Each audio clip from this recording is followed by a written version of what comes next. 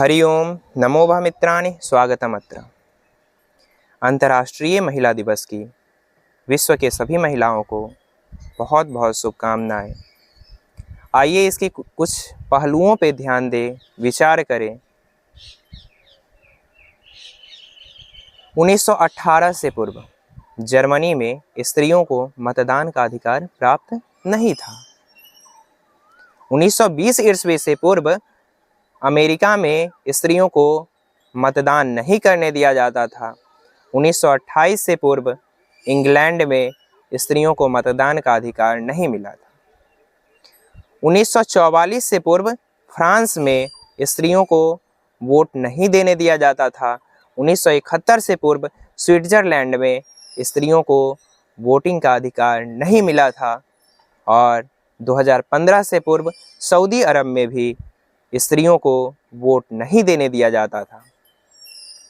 इन देशों में महिलाएं सड़क पर उतरी हैं, अपने अधिकार के लिए आंदोलन की है, तब जाकर ये सो कॉल्ड अमीर डेवलप्ड देश की श्रेणी में आने वाले ये जो देश हैं, स्त्रियों को वोटिंग का अधिकार, मतदान का अधिकार प्रदान किए हैं।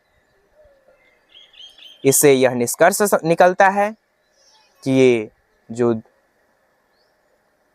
अमीर राष्ट्र हैं, धनी राष्ट्र की श्रेणी में जो आ रहे हैं, ये सब स्त्रियों को नीच समझते थे, डायन समझते थे। यही कारण है कि जितनी भी हॉरर मूवीज हैं उसमें 90% ऑफ द टाइम्स स्त्रियों को ही भूत बनाया जाता है, भूत के रूप में दिखाया जाता है।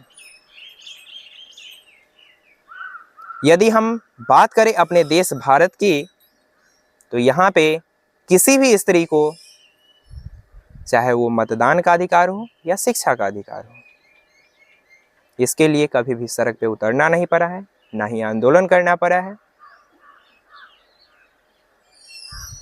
क्योंकि भारत की अंतरात्मा में वेद, उपनिषद, स्मृति विद्यमान है। यहाँ पे यत्र नार्यस्तु पूज्यन्ते रमन्ते तत्र देवताः और एको देवः सर्वभूतेषु गूढ़ः आदि आदि जो विचार हैं विद्यमान हैं। क्योंकि सिर्फ स्त्री को ही नहीं, अपितु भारत में, हमारे सनातन संस्कृति में प्रत्येक जीव में देवता का विद्यमान है, ऐसा माना जाता है और सभी के प्रति आदर का भाव, दया का भाव और करुणा का भाव रखा जाता है। तो उपनिषद हमें सिखाता है कि बुद्धिमत्ता किसी विशेष लिंग में नहीं, अपितु किसी में भी हो सकती है। यदि हम ध्यान दें वैदिक काल में, तो वहाँ पे गार्गी, मैत्रेयी, यमी, अदिति, अपाला, घोषा, रोमसा इत्यादि कई सारी विदुषी विद्यमान थी। जब भी हम वैदिक युग की बात करते हैं तो इन विदुषियों की भी बात आती है, इनकी भी चर्चा होती है। यदि इसके पश्चात हम बात करें तो वो रामायण काल हो, महाभारत काल हो, या फिर हम अभी वर्तमान में भी देखते हैं तो अंग्रेजी शासनकाल के समय ही देख लेते हैं। तो अंग्रेजी शासनकाल के समय रानी लक्ष्मीबाई,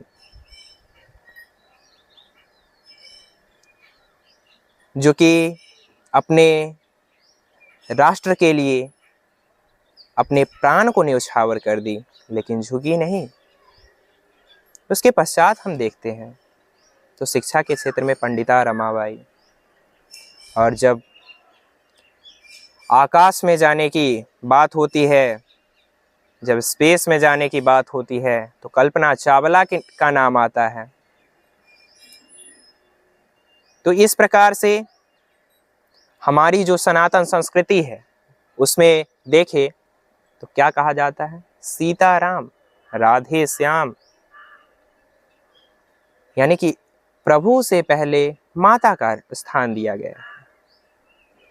ऐसे हैं माता पिता, अगर संस्कृत में माता पितरौ, और काशी में हम चले जाते हैं तो वहां पे हर हर महादेव नहीं, अभी तो ओम नमः पार्वती पतये हर हर महादेव, इसकी गूंज सुनाई देती है। तो यहाँ महादेव से पूर्व भी माता पार्वती आदि शक्ति माँ भवानी का नाम लिया जाता है। यहाँ तक कि हम लोग या देवी सर्वभूतेषु शक्ति रूपेण संस्थिता नमस्तस्यै नमस्तस्यै नमस्तस्यै नमो नमः, ऐसे ही वृत्ति रूपेण, यानी कि धन के रूप में, शक्ति के रूप में, विद्या के रूप में, हर एक क्षेत्र में